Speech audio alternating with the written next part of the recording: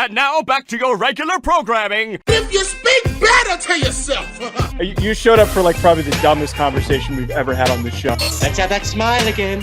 Tell me how that happens. Physically should not happen. Relax. If you say it Give me as well. 3 times a day, God will line it up. He's just an absolute hack, and he gets his ass kicked by the teammates every week. It's just terrible. I'm not even going to redo the intro. Sean and I are in a horrible state right now. We were talking for 5 minutes, had probably one of our better opening show discussions with this stupid goddamn cone that we stole from the bar last night. Sean, my dad got married this past weekend. I brought Sean with me. Large Italian family. As one can imagine, there was a lot of drinking that happened. The night culminated with us stealing this cone. We're not going to recap what we just talked about. No, we can't do it. That is dead and gone. This is the new co-host that we were referring to. This is Conan. Conan O'Brien. Yeah, Conan O'Brien is here with us and already causing problems, taking my chair. Distracting us. I think there was a lot of Conan decoration discourse and not let's make sure we're actually taping discourse.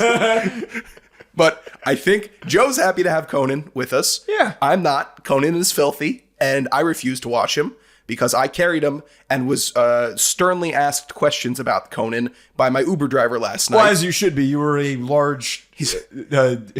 He picks me up. This dude picks me up at 2 o'clock outside of a bar, and I'm holding this traffic cone. And he has the balls to say, "Is this yours?" No, shit, it's not your goddamn cone. Of course. Well, it's our cone not. now. It is our cone now. Yeah, I had to have been one of the students. But basically, as the night started to slow down and more people were dwindling, another group of people were sitting at a table very far away from us. A lot of people separated themselves from us for good reason. So we were hanging out with this stupid cone, the most effed up piece of shit cone I have ever seen. Cracked, tattered, battered, and I just filthy. knew I had to have it. We had to have it. It is now a part of the studio. He is now a part of the show. He is now one of the co-hosts of the show. Yep. Welcome, Conan. Hopefully we'll get you your own chair eventually, and then we don't have to keep doing. I don't have to keep on making sacrifices for an inanimate object. Jeez. We need to just one power brain through cell. this shit. We're sharing it right now for this goddamn episode. Holy shit. ACC win totals. We're not going to be drinking this much ever again. This was a one-off thing. I stopped drinking as much as I used to. This is a one-time thing because my parents got married. Reminded me of why we need to stay locked in. Yes, I would say so. And if you want to stay locked in on some sports wagering, gambling, betting, BetOnline is the only place you need to be. The world's most trusted betting platform and your number one source for everything online sports betting. Doing some gambling on BetOnline definitely got me more juiced up and wanted to make me have more fun when we were having the fun this weekend. BetOnline has every stat, every matchup, even live odds and spreads while the games are being played. I am now conceding to being a line sniper. I've been pretty cold, just picking straight up before the game starts. Get me live action, live betting. That's where I've been hot, especially in baseball. Head to the website today to get in on the action. Use promo code BLEAV, that's BLEAV, for your 50% free bet credit on your first deposit up to $250. BetOnline, the game starts here. Thank you, Sean. Mm-hmm. Speaking of BetOnline, you can catch all these win totals that we're using on BetOnline as we've done so far. We've done Big Ten, we've done SEC, Big 12, and now we're going to wrap things up with ACC. We might do a G5 one with just some of the premier G5 programs, but that decision, we're going to make the decision eventually on what we're doing there. I'm going to kick us off with Boston College. Somewhat local, not that far away. 4.5, Bill O'Brien in his first year leading the Eagles. Decent number.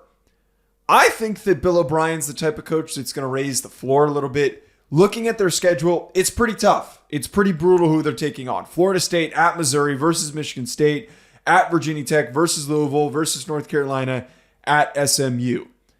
And as I'm kind of getting to this, and as I said as I was leading this point in, Bill O'Brien is good enough of a coach for them to scrap out maybe the rest of those games. I really think that Castellanos is a super underrated player. We saw him step in and almost lead an upset against Florida State last year. I think that there's a ton of potential here. I'm going with the over. I think 5 wins. That's the max. I know. I'm taking the over. I'm taking the under here. Even though Castellanos has been a Heisman winner in both of our college football dynasties. It's the weirdest trend. And I know he's been torching teams there. Boston College in the real world, in real life football. They're going to need a lot of help and some luck. Syracuse, which would have been a toss-up a couple years ago, much stronger this year. That'll be a theme for a lot of my picks. Syracuse is no rollover, and I think Boston College drops to them. And then the 5th win I'm pointing out on that whole list is against Pitt, and that's too close for the over for me. I think they could have another goofy loss mixed in there somewhere. I'm taking the under for Boston College. Moving on to Cal, 5.5, which seems very generous. Jaden Ott is a spark plug on offense, but I don't totally know if they've got much else going on for them. On their schedule, they go to Auburn, at Florida State versus Miami, at Pitt versus NC State, versus Syracuse, at SMU are some of the games that I tagged that seem very dangerous for them. More importantly, them and Stanford got brutal schedules for travel. Like we talked about with the Big Ten, but this situation, the ACC said, screw you guys, good luck, figure it out. I'm taking the under. I just think that this is going to be a bit of an acclimation process. I think like UCLA, stepping into a conference where the talent's better and you're being asked to fly across the country a ton for a bunch of games. So give me the under. Yeah, the newcomers to the ACC, especially on the West Coast, they have it rough with the travel. Stanford, I know, has a terrible back and forth middle of the season. I have the under on Cal. I think SMU is going to throw a wrench in a lot of these totals, and that's not a gimme for Cal. They're a quality ACC ad that'll tank overs. And then I'm also not thrilled about them playing Oregon State. And I know Oregon State got gutted, but Cal is the perfect sacrificial lamb post Pac-12 that Oregon State can just take a lot of frustration out of. I know Jaden Ott's a stud. He was one of my favorite running backs when we were doing the previews, but Cal is the underplay for me. Moving on, Clemson, 9.5. This is what I felt really weird about because I'm in the camp of not being super optimistic about what's going to happen with Clemson this year. They didn't lose a ton in the portal, as Dabo's talked about, but I just didn't really see where they got better. They do have a very favorable schedule. I think that 10-2 is absolutely on the horizon for them, especially when you look at their schedule where they're not beating Georgia. They go to Florida State, which is going to cause a brutal situation for them.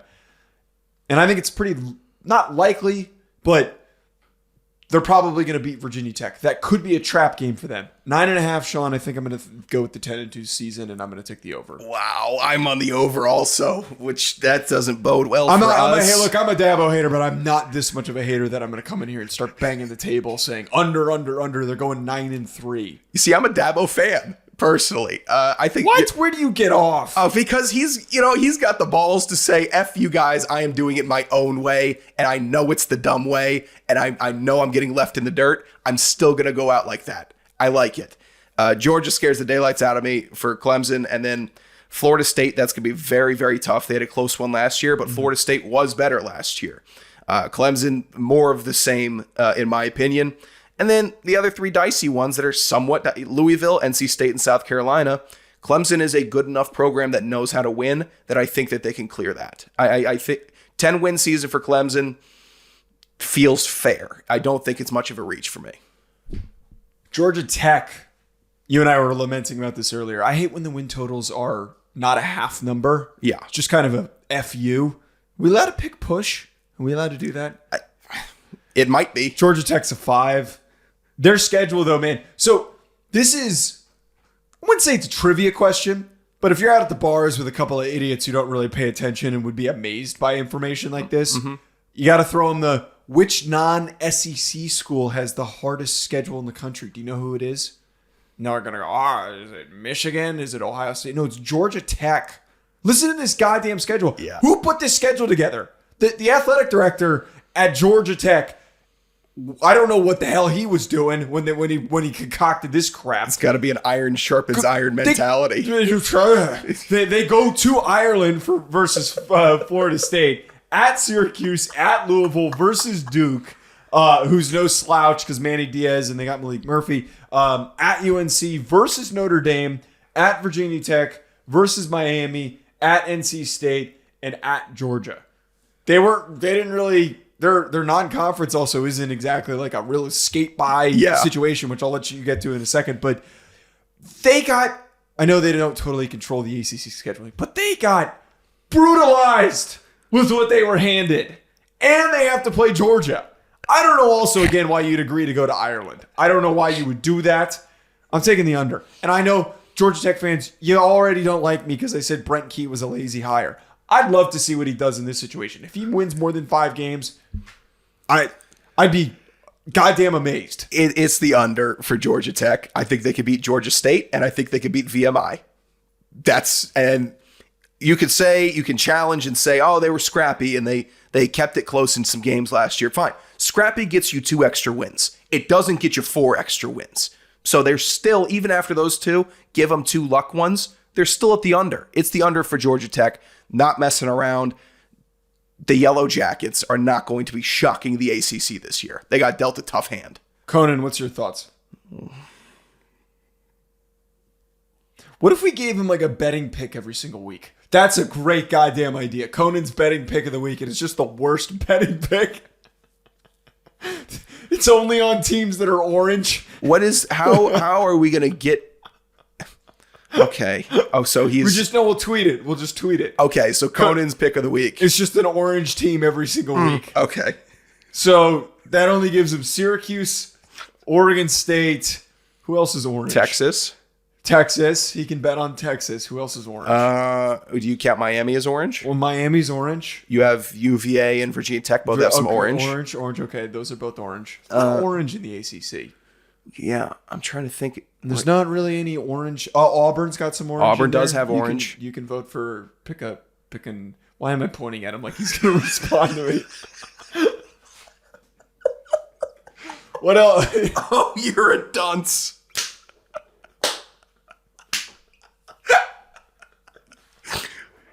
You're really interviewing this thing. I'm so glad that I brought this cone back. Dude.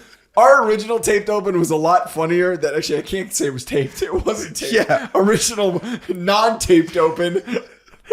Try number 1 was funny.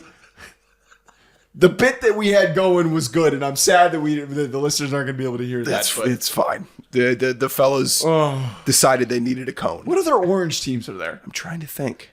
Yeah, but Illinois. You could throw Illinois in the is a mix good there. one. I can't think of any others.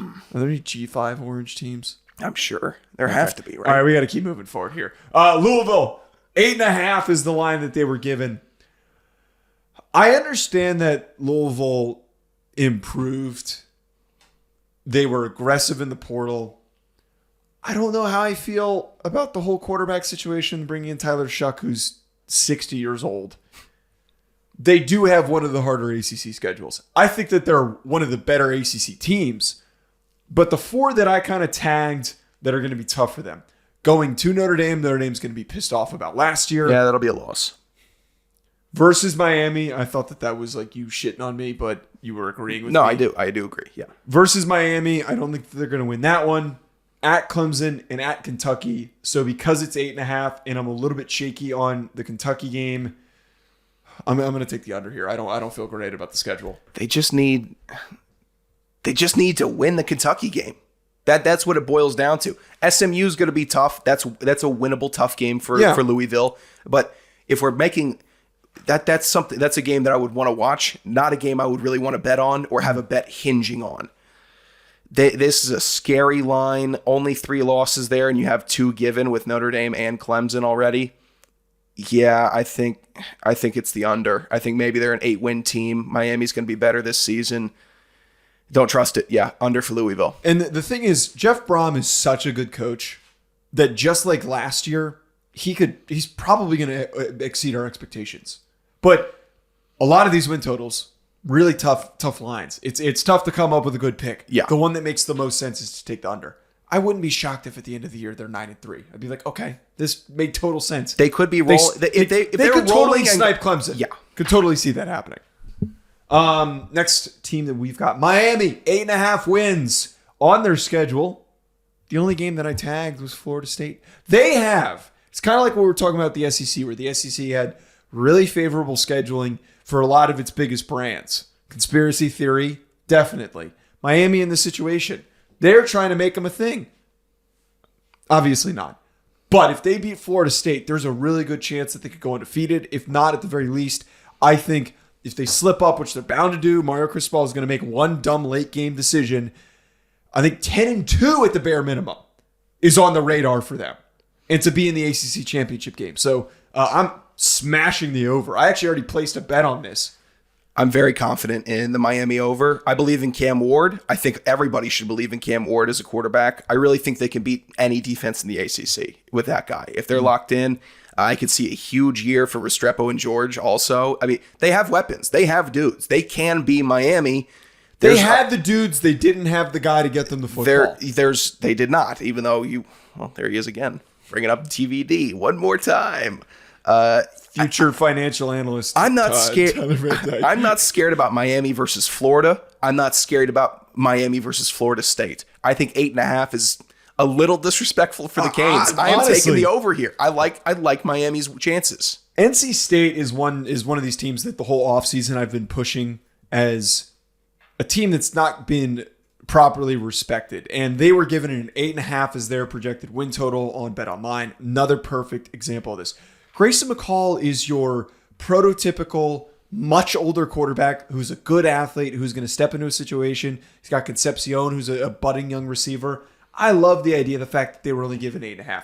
Now, they do play Tennessee. I think that's going to be some tough sledding for them early on in the season. And they go to Clemson. Say they lose those 2 games. The rest of the schedule, there's some tough matchups, but not ones that really, really scare me. As good as NC State was down the stretch last year with musical chairs at quarterback, I am totally 1,000% smashing the over for NC State. Now, NC State is one of those teams where when you start looking at them, it starts acting differently. I think that's one of the particle laws of physics. They are a team that acts like that. But if you're not really looking at them and you just checking the scores, they're winning football games. Plus, I like that they brought in the Sun Belt's Stetson Bennett. Grayson McCall coming in, that's great. It's not a walk-on. Don't disrespect Grayson McCall. I was saying it in the other way. Great quarterback. Why does it immediately go to walk on for Stetson Bennett for you instead of 2-time champion? You stink. They have better references. Regardless, their non-cons are spectacular. Western Carolina, they could beat them. Louisiana Tech, they roll them. Northern Illinois, come on. This is a fine bet that I'll be happy to take. NC State over. If they only drop 3, that's still a win. North Carolina is a team for me that I feel like we're going to be let down now that Drake May is gone, especially last year when last year was really the opportunity for them to be a top 10 team. And then they had that total egg against Virginia, and then they just really petered out at the end. They bring back Rocker on defense. They bring back O'Marion Hampton. There is stuff to get excited about. I have no idea what that quarterback situation is like. I think that they were one of the teams that brought 2 quarterbacks to media days for the ACC this past week, which is perfectly hilarious. But at the same time, they're another one of these teams that got a super duper favorable schedule. They host Florida State and they go to NC State. I don't think that they go 10-2. Not on the radar. But 7.5 is what their win total is. They can win 8 games if they end up being total poo this year. I think they're going to be total poo. Under me on this one, please. What games scare you other than the 2 I don't like that they have to go to Minnesota. I don't like them playing JMU. I hate that JMU is going to beat UNC this season. My God. What? JMU is due to beat UNC this season. And they don't have App State.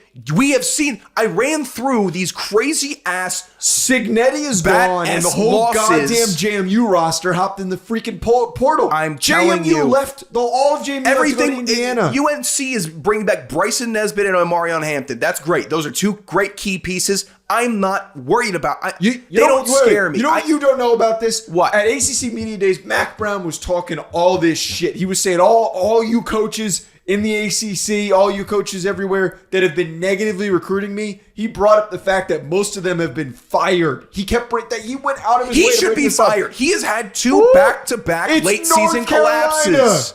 They collapsed. Do you remember the Fedora era at North Carolina? I'm telling you, I'm putting 0 stock in the Tar Heels, especially now that they're once every 5 years draftable quarterback is gone. I'm sure. Fedora is a terrible name for a head coach, by the way. Pitt, 5.5. Former roadie Ram Pat Narduzzi. Man, I don't know what to think of what Pitt's going to be this year because they just... Man, they did not finish the season on a good note. I watched them in person against Notre Dame, and it had been one of the most embarrassing games that I've watched in that stadium. Yeah. Between Notre Dame and a Power 5 opponent. Like, they didn't even try. Didn't even look like they were trying. 5.5 to win total. They host West Virginia, which we know I'm high on West Virginia, at North Carolina versus Syracuse versus Clemson at Louisville. I think they get the over. I think they would. I think that last year was a unique off bad season. I think it was just the perfect lineup of things not just bad mix. I think that they can get the over here. 6 wins. I love the Pitt backfield. I'll concede this on that. He's the champion of 6 wins and going to a stupid bowl game. I really like Rodney Hammond Jr. And I really like that they brought in Desmond Reed from Western Carolina. They picked up. I always forget about that. They picked up an FCS gem, but it's not going to equate to them getting 6 wins. Cincinnati's a toss-up. West Virginia is going to spank them. They could be a 4-win team this year. I wouldn't be surprised if they hit 6. But from a betting standpoint, I am taking the under. It is a safer, better play for Pitt. Yeah, I'll take the booze. SMU, 8.5 versus Florida State, at Louisville, at Stanford, at Duke versus Pitt. And I think I was supposed to say versus Boston College. Not a crazy difficult schedule for their first year in the ACC. But what I have to bring up, they also play TCU, by the way. Mm-hmm. We saw what happened when all of these American Conference teams left to join the Big 12. And I think that there was some loose expectations of how good most of them were going to be. Not that they were going to come in and win the damn conference, but there was some hope that Cincinnati, BYU, Houston could be competitive. Most of them stunk. Yeah. Most of the new teams in the Big 12 stunk. Weren't good. It is I'm not saying SMU stinks. It is an acclimation period. When you are playing low-level competition your entire existence over the past few decades, it is going to be hard to adapt. I know that SMU at one point was a fantastic football program, but it will take a few years for them to recruit at the level for them to consistently compete. I know that they've been aggressive this offseason, but 8.5, are you freaking kidding me? That is an insanely high number. Give me the goddamn under. I really wish this line was 7.5. You probably push me on 7.5. 7.5, you'd sell me pretty hard. I'm still taking the over. This schedule is so easy, Joe. Their toughest opponents are Louisville, TCU, and Florida State. They'll probably lose to Florida State. They'll likely lose to Louisville. It'll be tight. I think they wallop TCU, and then they cover and they win. An 11-win team last year, I don't need them to get 11. I need them to get 9. I think it's possible. It's doable.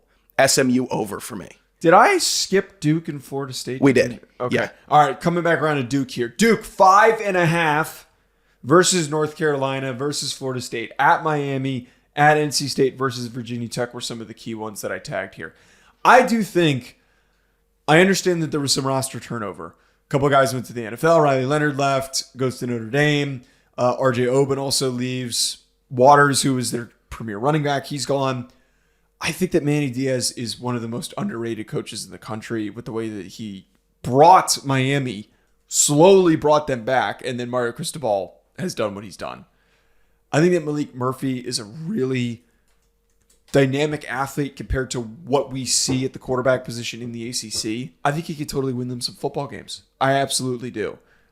I think that they're going to hit the over here. I think that they can be a 6-win football team considering how competitive they were last year. I have the under. I think they hit 5 wins on the money. Their non-cons are relatively easy except for Northwestern. And I talked myself into Northwestern when we were talking Big Ten. I think Northwestern can take that. And also, the big man's gone. Elko was a great architect at Duke the last couple years and building them. Most of his roster is relatively still there. That's fine, but I don't think they might change it. If they were playing Elko ball and now they got to play Diaz ball, even if they're the same, they're not the same, right? It's pretty similar. Even if they're the same, they're not the same. I thought you were Mr. Coach Turnover shakes the foundation and then you really need to settle in. that is applicable, but we're talking about a little different circumstance because of one, I like the coach who's coming in too. And also, their win total is 5.5. I know it is. It's 5.5. I like Duke under Mike Elko. I don't know what I'm getting with Diaz Duke. I don't know. It's too much change too quickly at impactful positions, aka starting quarterback and head coach. I love that we spend the time arguing over like the most meaningless win total lines instead of the actual important ones. Florida State 9.5 at Miami versus Notre Dame. I'm taking the over. I don't think that they're going to beat Notre Dame. I think that they can. It is going to be a close competitive one, but the end of the season to have to travel to South Bend, Indiana, it's going to be freezing. And as historically, Florida teams don't travel well often in November, having to go to cold stadiums. I would say even in September. We saw the Utah game last year between Florida it's a and little Utah. bit of it. It's not like a cold stadium, but it's like a high elevation, weird void. Very for them to different. step into. Yeah. I'm taking the over though. I think they're going to win 10 games this year. Oh, nope. No. Under. What's the third game that you're scared of? Under. DJU is what I'm scared of. He's not a 10-win That's quarterback. fair, but they've got a really good running back room. Most of the offensive Don't line care. comes back, and their defense is freaking loaded. Their defense might be better than last year. I know. I like Patrick Pay. I like who they have. I do. DJU isn't a 10-win quarterback, and you can't tell me otherwise. That is make the face. Plus, Florida State had 10 guys drafted last year. Even if you're filling them in with talent, those are 10 impact players. Also, Jordan Travis was the big leader, huge leader, and then they went out sad. Even if under tragic circumstances, they went out sad. And now we're going to rebuild with the hero DJU and get 10 wins? They're going to be galvanized and motivated going into this year. And DJU, as much as both you and I do not trust him, at the very least, he does raise the floor of their situation. I don't think he's going to be the focal point. He's the quarterback. He would need to be the focal point. That's not true. I think they drop to Notre Dame. I think they lose to Miami, and I think they lose to Clemson. Puts them right at 9. That's the under. They can sweep everybody else. They're the bottom of the elite group of the ACC. Clemson's another orange team. Clemson is another orange team. Coney, what do you think about this Florida State pick? Okay. Moving on to the next one. Stanford, 3.5. At Syracuse versus TCU, at Clemson versus Virginia Tech, at Notre Dame versus SMU, at NC State were some of the games that I noticed as probably not winnable matchups. We are optimistic of the coaching direction, but just like we said with Cal, it's a lot of travel, it's a lot of hurdles. I'm not in on it. I'm not going to argue with you over a barnyard team right now. Under. They can beat Cal Poly and they can beat San Jose State. Maybe they catch Wake Forest. Other than that, it's just plain dumb to take the Stanford over. It's a dumb pick. Take the under. Yeah, I'm really glad that during rivalry weekend they scheduled their bitter foe, San Jose State. Why didn't they rematch Colorado? No, but why aren't they? Well, okay, that's a little more complicated of a situation. But I don't know why Cal isn't there. Am I like? Did I misread their schedule? Do you have their schedule pulled up? Let me see what they got here. When do they play Cal? Cal's early on in the season, I think. Cal Poly early in the season. Yeah, no. Cal is the week before. Yeah, they play San Jose State. It's the weirdest. It is who? Oh God, the scheduling for the ACC is just horrible. It's just stupid? No, that's when the season happens and that's where it ends. That's odd. Yeah, San Jose State, I feel like is not as big of a rival as Cal, but I don't know. I don't know much about Stanford. They've never given me enough for me to really need to dive in. Fair point. Syracuse 7.5. They play NC State, Virginia Tech, and Miami. That 7.5 number I don't like. I think that a lot of people probably started betting this early. I'm just guessing. There's no way it opened at 7.5. This is a very reluctant over. I believe in Fran Brown. I think that Kyle McCord is going to do very nicely. They've got some nice weapons on offense. I think they're going to be a very well-coached, hard-nosed team this year. I think that they hit 8. They don't go over 8. This is my ballsy, hey, let's give this a shot. Let's see if this turns out. Sure, the floor could completely fall out and this could be a disaster, but I think that the over is in play here. I love the over for Syracuse this year. I love the orange. Maybe Conan's getting me fired up. I love that Kyle McCord is leading the ship and he left that toxicity nonsense at Ohio State. It wasn't working there. It's given me flashback of Bo Nix getting out of Auburn with all that mess. Go far away. Yeah, but he went to a much more explosive and promising situation. Okay, and if anyone's going to give me that rebuttal, I'd say go back and listen to Fran Brown's opening press conference. Oh, I'm all in on Fran Brown. You don't need to sell me on. You don't need to sell Give me a on the phone man. call when you feel the goosebumps from the top of your head down to your ass crack, and then we can start talking about what we think Syracuse is going to do this season. He's a Jersey guy. I'm all in on Fran Brown. Oh, here we go. He is. He's been recruiting guys from Jersey, which is what you're supposed to be doing when you're coaching Syracuse. I like Kyle McCord at Syracuse. It feels like a very good fit. I like Fran Brown at Syracuse. It feels like a good fit. Putting it right at 8, and I think the cap there. UVA 4.5. I wonder if Calandria is going to start. I don't know what this. I love Anthony Calandria. He's the most barnyard ass quarterback in the history of college football. Just his turnovers are so goddamn hilarious. To get back to the point though, versus Maryland, versus Boston College, versus Louisville, at Clemson, versus North Carolina, at Pitt, at Notre Dame, versus SMU, at Virginia Tech. Those are all teams they're not beating. Give me the under. I'm sorry. It's the under. They have 0 gimmies, and their non-conferences are gimmies, or are not gimmies either. No. Richmond, they could lose that. Coastal Carolina, they could lose that. And Maryland, they will lose that. Under for UVA. They will lose to Maryland. Plain and simple. Virginia Tech, 8.5. I love this one. What? Virginia Tech at Miami versus Clemson are the two that I tagged. I'm a big Kyron Drones fan. They bring back most of their defense. I'm telling you right now, they have a tremendous defensive identity. They are not going to be an 11-1 Hokie team, banging on the door of the ACC championship game. I think that they're going to win 9 games. I really do. I think that there's legitimate hype for. Go talk to anybody with 2 eyeballs that's been watching some tape this year, man. The ball knowers know Virginia Tech. Under for me. You're such a goddamn It's a hater. messy schedule. Share with the listeners your vendetta. Schedule. Share with the listeners your vendetta. My vendetta was all the rednecks yelling at my teammates from the stands. Is my vendetta against Virginia Tech? You give me. You always try to pull this other vendetta. It's the one where you would vendetta. The vendetta I was referring to was that you would always. That is also a good reason, but you would always tell me, "Oh, we go to the bars on Thursdays. I want to watch Thursday Night Football," and these jackasses are asking to put the Virginia Tech. When they're below 500, they're putting the Virginia Tech versus Syracuse game on that nobody wants to watch. Yes, Virginia Tech bros are a plague. I just don't get along well with Virginia Tech dudes. They are bores. You got along with Trevor? And Trevor's fun. One of the few.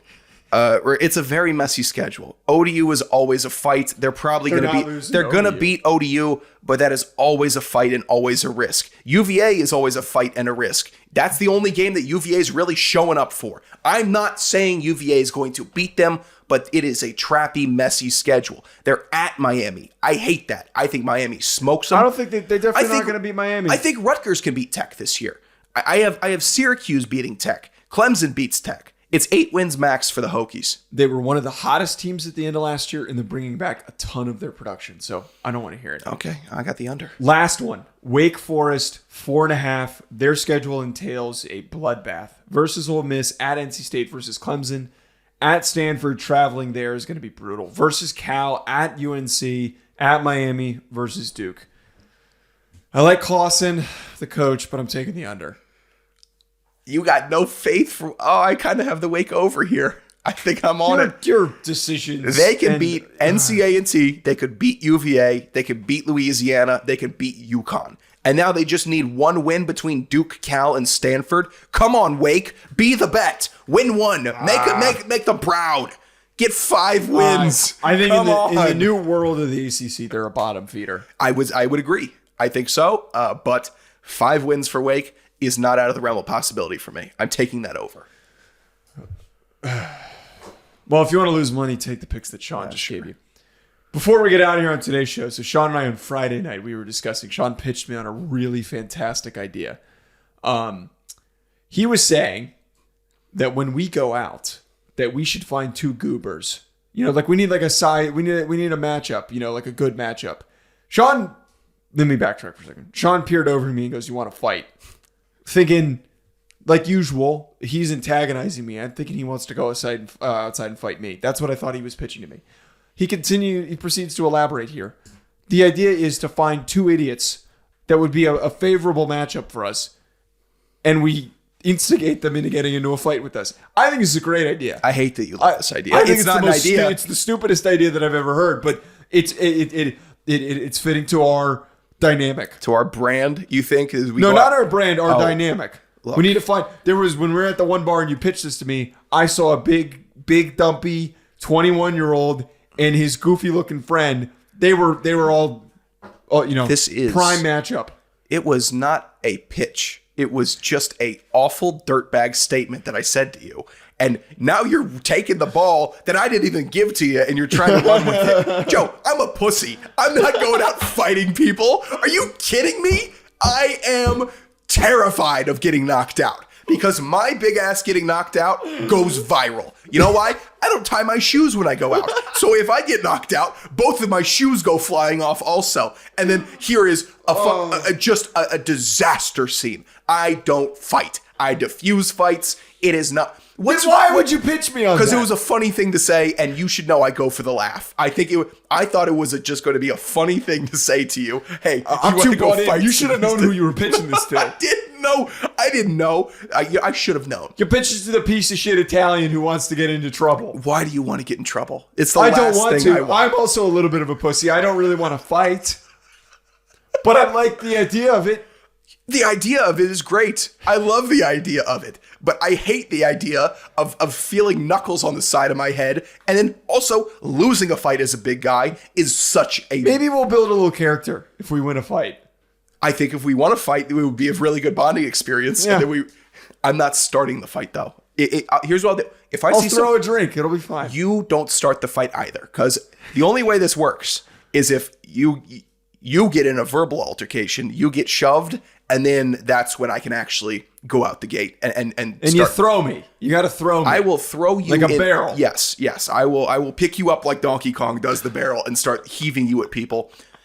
But I cannot. I am not an instigator. I am a natural diffuser, a natural coward. This is what I. But you're an my offensive demeanor, lineman. The fact that you're selling this, my demeanor though, and my presence deters a lot of fights. Nobody messes with the big fella. Lame. Nobody wants to. But here's the thing: if you start getting chippy, and I see someone put a hand on you, it is over. And then here comes the big boots. I don't believe that. I don't think you're going to help me. I'm sure. I don't think you're going to help me. At Joe DeLeone and Anderson Radio, at Hack City Pod. It's a bad thing to say about a friend, by the way. I don't think you would help me in a fight. You are a bad person. Hit the subscribe button. Leave us a 5-star review. No thoughts from Conan. Yeah. We'll talk to you later.